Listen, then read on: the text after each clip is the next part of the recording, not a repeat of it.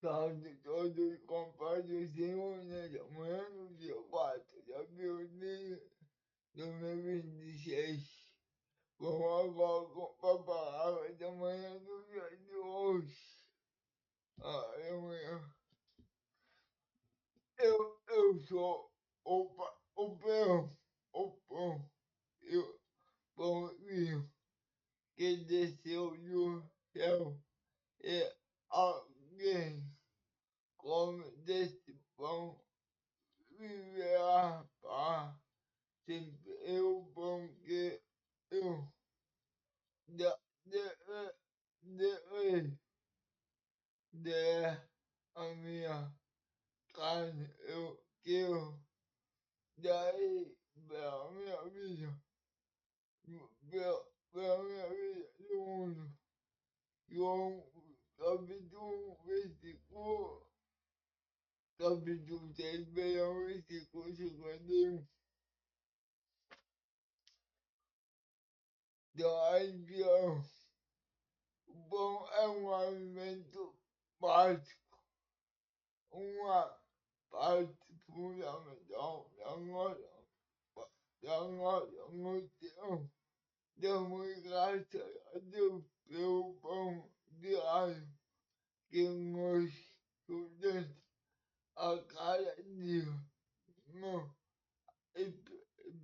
espantar que Jesus está metáfora para que o próprio impacto sobre nós.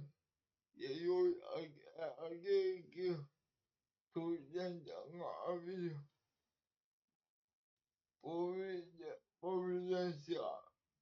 providenciando a nutrição que precisamos através de sua palavra, do seu espírito. Devemos estar com ele todos os dias, e não às vezes, para que a nossa alma seja alimentada, frutificada cada dia que passa.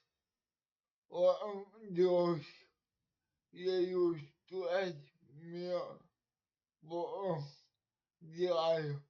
Em ti encontro todo o alimento que minha alma precisa. Ao voltar para ti, sustentamento com a tua palavra, enche-me com dois beijos para minha fome gratificar, faz-me crescer da força cada dia, cada dia para que eu possa servir em em tudo o que fizer, em nome de Jesus. Amém. Ficamos por aqui com uma palavra de manhã até a noite com a palavra da noite de hoje, dia 4. Aleluia, amém.